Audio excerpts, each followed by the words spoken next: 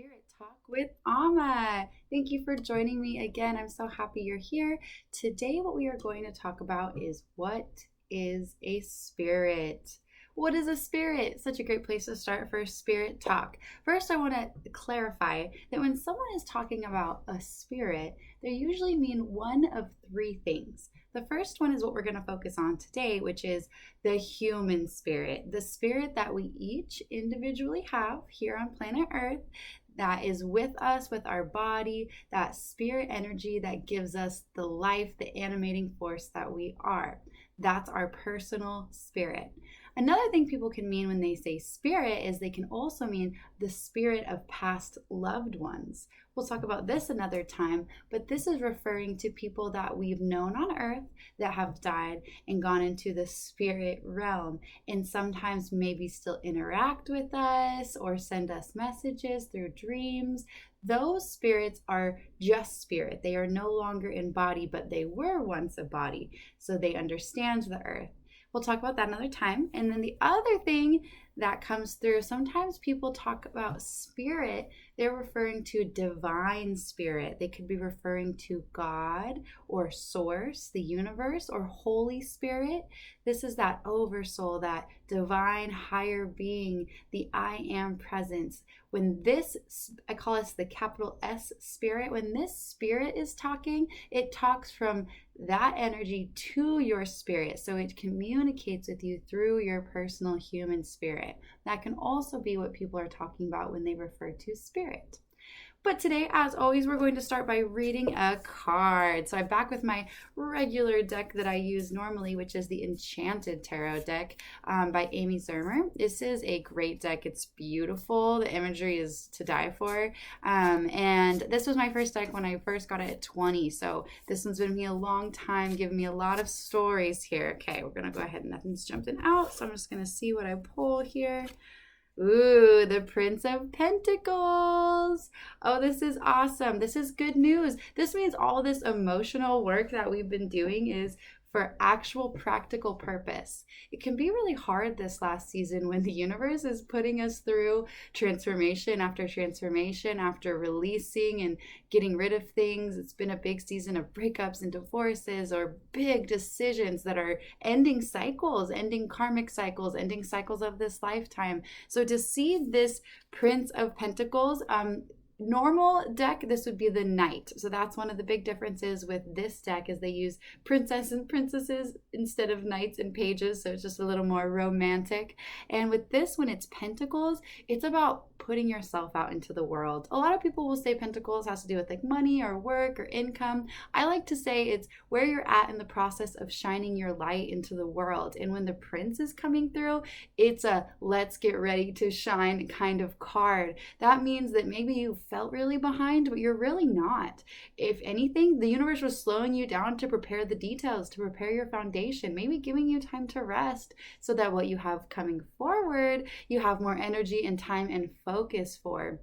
This tells me that you're not done. We are not done. We have more to share here, more to give. And you may be on this spiritual awakening process because your spirit's trying to communicate with you more for your being to do here in this lifetime. And so if the Prince is here, I say try it, go for it, follow that intuition that we're going to talk about today. Follow that pull. Even if it doesn't make sense to the mind, you're like, I don't know, I've just really wanted to join a class or do yoga or just something that you're feeling led to do. It may be about the thing that you're doing, or it may even be about meeting certain people or connections or having these enlightening moments that are taking you deeper on your own personal path of purpose here. This card shows me that everything we've been doing emotionally is not wasted. It was preparing us. It was preparing us so we can give more. And especially if you're someone that's been asking, I just want to align with my purpose. I just want to be here to do what I need to do on earth. That's why you've been going through so much transformation, because ding, ding, ding, this card is telling us you're preparing for more. This is you preparing for more. So continue to do that work that needs to be done. If it's facing the shadow side, if it's resting, Do what you need to do because more is coming. But if doors are starting to open, take them. This is probably the time right now. Well, oh my gosh, I've been waiting for that door for 2 months. Okay, here it is. Take it. Start to take it. I can't guarantee it's going to be perfect with the prince or the knight, but it is going to get you moving, get you rolling in a specific direction. So listen to the movement and let it start to take you. This is what you've been asking for, praying for, trying to manifest. So even if it's a small little door, try it and see. And if you're still being told to kind of rest and wait, listen and know it's preparation for when you need the energy for that movement for your purpose. Yay! Okay, now we're going to talk about a crystal. We're going to talk about citrine today. I have been thinking a lot about citrine. And then I started looking at more information and I realized why I've been really clinging to it. So you can see it here if you're watching my YouTube. The one I have is pretty dense. I did read that if it's like lighter and whiter and yellow, it's yellow, citrine is yellow. But if it's kind of got that white, clear, and yellow, it can be a lot more powerful. So this dense one is probably not the most powerful, but it's still productive. The thing about citrine is it does connect to the solar plexus chakra, which we're also going to talk about today. Citrine can help with individuality, confidence, renewed determination. It can also help with your nervous system, just like amethyst. It also helps with concentration. I read this story about parents putting little citrines in the pockets of their children to go to school and help with their ADHD. So you could try it. I'm not sure, but that might help. But it's also been known to combat stress and depression. And this is why I think I'm really clinging to it. It helps detox the system. It stimulates the metabolism. It can strengthen immunity, but it really helps with detoxing. I even read to like literally hold it on your skin. So I've been like holding it, like help me detox, because my body's been trying to detox sugars and different things that it doesn't want here. I also read a really cool story about Caesar, that Caesar's soldiers had citrine on their breastplates because it was known to have a life-saving quality, and it represents the sun, light, and life. And so it can really be that light you might need right now to combat any seasonal depression or get your system moving. I know with like the holidays and this time of year, a lot of us can start to struggle with our stomachs and our metabolism. And so this can even be just a little helper to help you along that journey. All right, now we're going to move into the main topic for today. What is a spirit? A spirit is the vital essence of being. It is the animating power, the non-physical, energetic part of existence, pure awareness, the experiencer, the witness, the astral, the etheric body. It is the mind beyond the ego. It is the true self, connecting to the higher self. It is the immortal self. It can change form, some people say, but it is a resident of the body. It can transcend that mind and ego. And I like this one. I believe that the spirit is outside of space and time. And I agree that it's immortal. It's the immortal part of our beings here. As Carl Jung said, if we are able to do justice to the essence of the thing we call spirit, we should really speak of a higher consciousness rather than an unconsciousness, which I completely agree. I am one to truly believe our spirit needs more attention so that it has more energy. I don't think your spirit ever dies or goes away, but it can be silenced or kind of pushed down. So definitely even just talking and giving your spirit energy is going to give it more life. That's what I hope to be here with this podcast, even just a space where people feel like their spirit is being filled up through words and understanding and reading a card and connecting with things that are bigger than our bodies and connecting us with a more collective energy. But talking about spirit still, as we're talking about the human spirit, many philosophers have tried to find its location.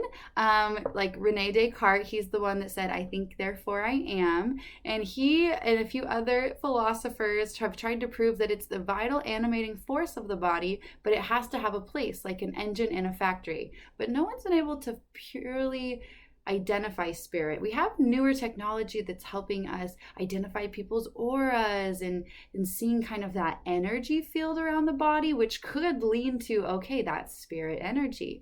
Some people say that your spirit is literally your breath, this breath that's going in and out of you. And when you look at the definition of the word spirit, it's from Old French, which is esprit, which has a Latin root, which is spiritus, which literally means breath and breathing. So many people people do believe that when you're going to die, you're on your deathbed, that last breath is your spirit leaving the body. And I've heard stories of people seeing that energy kind of come out of the mouth and flow up. So there's a potential that that's the best way we can identify and describe that spirit, is that breath in the body.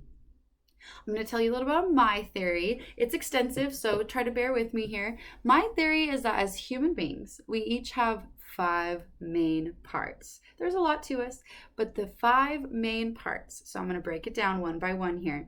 The first part is the physical body. This is the bones, the flesh, the organs, the brain, the muscles, everything that the brain is controlling that's physical that we can see in the world. This is that body. This is the matter. This is the density. We hit a table and we're here. Okay, this body is present. It's mass and it matters. Then we have the second part, which is the mind. This is thoughts. This is also controlled by the brain. The brain is thinking, like Descartes said, I think, therefore I am. This is creating thoughts and knowledge. This is the part of us that learns and talks. It's the intellectual part of us. It's controlled by the brain. It shares, it thinks, it moves forward, it plans. And then the third part of the body is the emotions. I believe that the emotions are controlled by the body and the mind, right? So when the mind is thinking, it's the one that also reacts to anything that creates emotion. So it's still connected to the brain here. And I do think that our emotions can get stored in the body. We'll probably have a whole podcast about talking about emotions, because they can be an important, useful tool within ourselves to heal and understand how to get the body and mind more aligned by using the emotions. But the emotions are still very connected to this physical body as they're stored there. It's the heart, it's the sensations. The APA, American Psychological Association, it said emotions are a complex reaction pattern involving experiential behavior and physiological elements. So we're getting a little more ethereal as we're talking about emotions, but they're still connected to the mind and the body. Then I think we've got 2 other parts to ourselves. The fourth would be the spirit, what we're talking about today. This can be the personality, but I agree, it's not the ego. I looked up what ego means, and literally dictionary.com said that the ego is what mediates between the conscious and the unconscious and is responsible for reality. Testing a sense of personal identity, ego is trying to correctly implement our spirit energy. And so, sorry, that last sentence I added. That ego is like the in-between of the spirit and the emotions and the mind, it seems. I believe that spirit is not connected to brain. I don't think the spirit is connected to the brain at all, because that's where we go back to when we die and our brain dies, our spirit does not. Our spirit keeps going. And so the spirit is everything we're talking about. It's this energy of who we are. It's the personality, but not the ego. It's when we transcend that ego and we get through those emotions and we have that mind that can believe the spirit is animating us and creating everything. I believe that the spirit is what connects us to the 5th part, which is the soul. I'll talk about in a minute here what I see as the anatomy of the spirit and a soul. The soul, I believe, though, is our connection to everything, our connection to the divine. I believe our soul is very solid. It's what's been with us through many lifetimes, while our spirit is our incarnation now. Our spirit is what's coming forth now in this lifetime to present who you are. So I believe when we die, we get to keep our spirit and our soul. Our soul is like the connection to source, the everything, the past lives, the information here. And your spirit is honoring this existence now. It will live on, but it's the one that's letting this existence now have so much meaning. And like I talked about before, I don't think that we can ever get rid of the spirit and the soul. I think that they are both forever, and that's what keeps us potentially living forever in some kind of way, not in any physical or tangible way, but in an etheric way.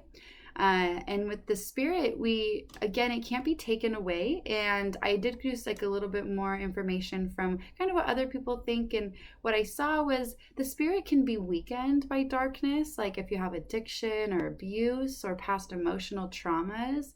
These things can all quiet the spirit. That's why healing is so powerful. And when people start to work with Reiki healers or even therapists or just starting to connect that mind, emotion, and spirit energy, we're cleaning away this old karma of the body, even potentially past karmas that are connected with the soul. So the soul has information, and the spirit's job is to bridge that between the soul and the body now, the body that you have on this experience. I believe that the spirit is here to clear karma for both this lifetime and all the past lifetimes. The spirit is very active. I always feel like my spirit is very strong. I do believe the spirit is you connecting to more intuition. So as we talk about intuition, we stop talking about the brain and we stop talking about the planning mind, and we start talking about the spirit and that energy that pulls you forward. I've been doing this work for a long time, and now I can say that my intuition literally sometimes will feel like my spirit is jumping out of my body. It is like pushing me in a direction that I have to go. Or if I'm looking for an answer and the answer is yes, it will like literally feel like it's jumping up and down. I was terrified for one time. I thought I was pregnant. I was like, what is this energy happening? And so I started to go to doctors and healers to kind of ask, and I was definitely not pregnant, but it was like my spirit was so active and trying to communicate with me, and it wanted to make sure I didn't miss anything. And that's me wanting to connect with that intuition and be led by it. I do believe that what I'm doing in my work is talking to spirits. I'll have a lot of people sit down in my chair and I'll tell them so many things that my spirit's bringing to me from maybe their spirit, their higher self, sometimes their spiritual guides.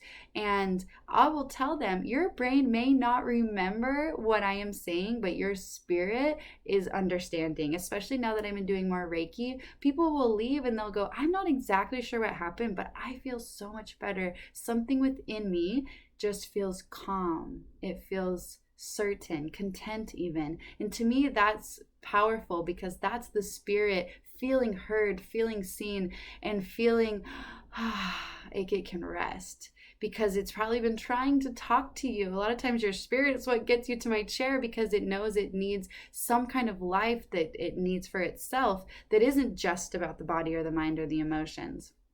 So now I want to clarify my difference between the soul and the spirit a little more specifically. And I'm going to use it using a Bible verse. So ever since I was young, this Bible verse would just drive me crazy. So it's Hebrews 4:12. For the word of God is alive and active, sharper than any double-edged sword. It penetrates even to dividing the soul and the spirit, joints and marrow. It judges the thoughts and attitudes of the heart. I would read that verse and be like, okay, hold up. What's the difference between a soul and a spirit? So here's my theory. If you're on the YouTube, you can see what I'm doing a little bit here. I believe that the soul and spirit are separate but very connected, and they are both housed, I'm quoting that, housed, because I agree that they're outside of time and space, so it's a little bit harder to define than the mind and body and even the emotions, because we can't tangibly see it unless we agree that it's that breath, right? And so what I think, based on my work, and this is only theory, this could just be how I picture it so that I can do the work that I need to do and unlock the things that are coming forward. But this is what I've been seeing in visions and understanding, so I'm just going to share that with you just so you have a new idea. I would love to hear other people's ideas or even arguments for this, because I think I'm always open to learning more. But this is what I've decided so far. So what I think that the soul is, when I do soul work, this can be when I start to connect with like the Akashic records, connecting with the past lives. When I start to see that soul energy, I see it in the solar plexus, right in the center, right under the ribs. There's like a pure white rope. And it's not like a rope, it's like an energetic rope. But it's pure and it's glowing. And when I see that, it makes me feel God. It makes me feel that God energy. And I believe that it's your soul, but it's connected to source, that it's like this direct line with source. I believe that we all go back to source and that we are a part of this divine energy. And I believe our soul has just reincarnated through different lifetimes in earth or wherever to learn lessons and learn things, but we are still connected to that pure way of being. We're connected to the source, the oversoul, the main source here. And I think we all have it. I think some of us call it different things. We can call it God. We can call whatever you connect with.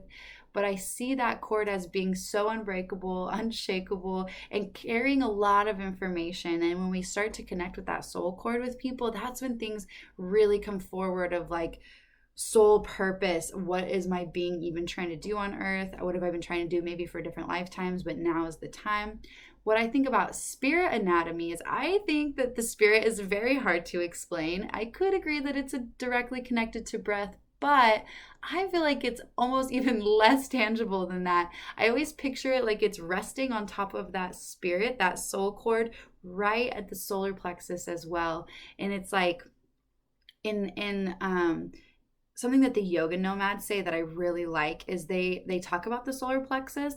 They say the solar plexus is to purify past karma, results in awakening of pure consciousness and absorbing and assimilating prana from the sun. We'll break that down, but just to show, I agree that it's like our spirit is the worker. The spirit is doing the work. The soul is the lifetime, the forever, the everything, but the spirit is here doing the work to resolve what needs to be resolved. And it can jump around. I think it can move and jump around. I think it's different than the prana or the chi, but it's your spirit trying to do more. And the more you're giving your spirit ability to be intuitive, to speak to you, the more you even feel that movement. I always think that when I'm talking with people, sometimes my spirit like walks over to them and like literally hugs them or talks their spirit. Like I truly believe that my spirit kind of has more freedom than I can even conceptualize. And so I see it being resting on that soul place because that's where it gets its real energy. When big spirit is talking to me or God or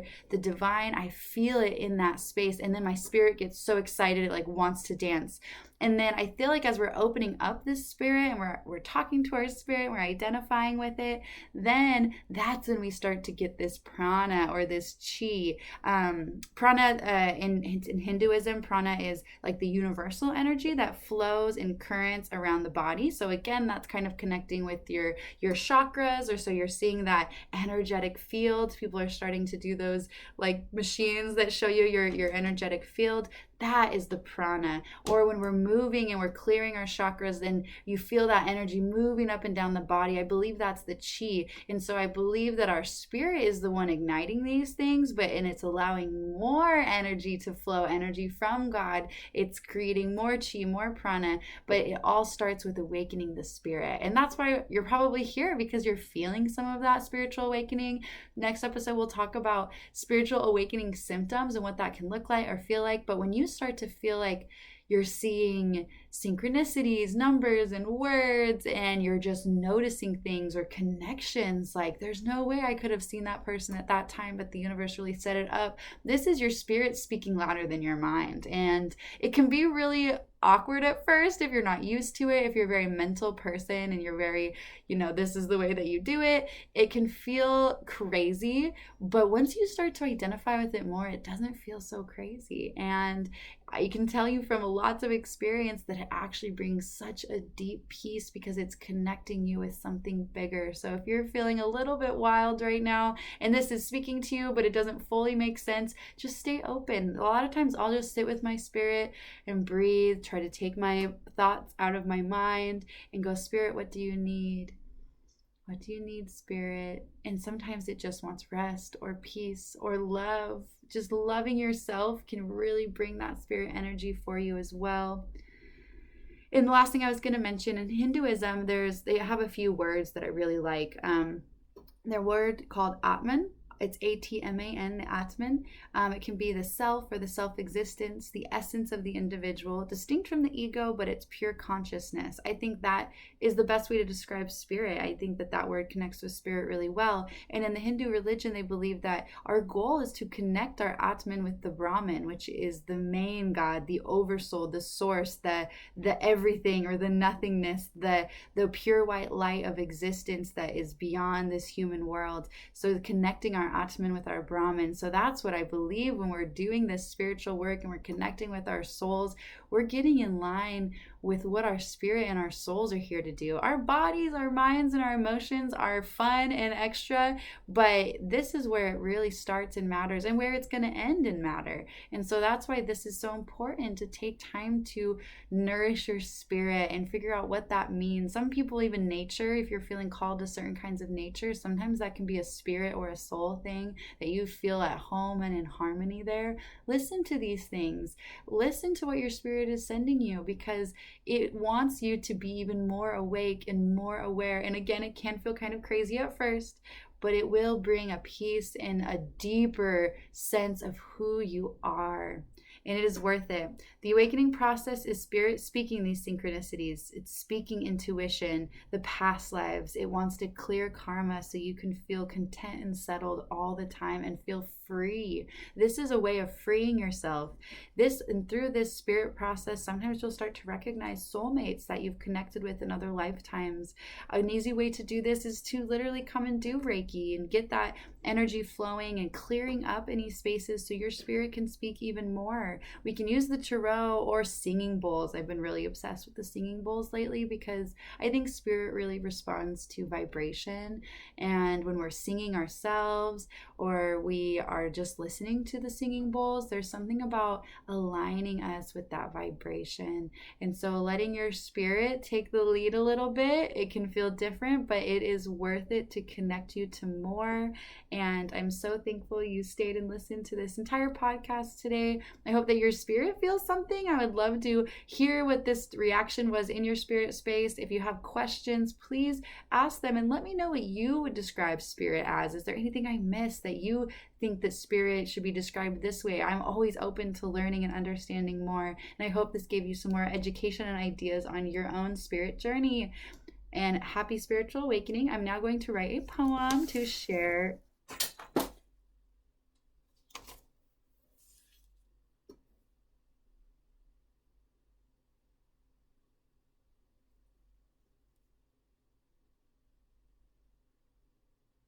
Okay, I'm writing this poem now.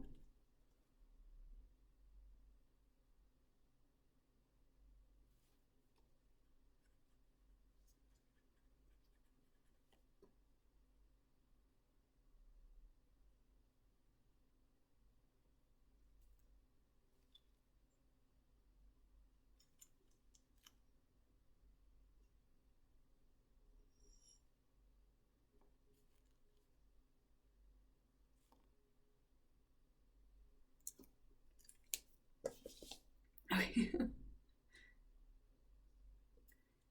This is episode 2, Poem by Amma. Soul is the journey, spirit is the traveler and the teacher. Where do we go when we sleep, when we leave? Is there a cave for all these energies, or do we just float away? Spirit, I need you to speak and direct. Allow this form to overcome its complex. Spirit, tell soul I'm doing my best, releasing karma and upgrading the rest.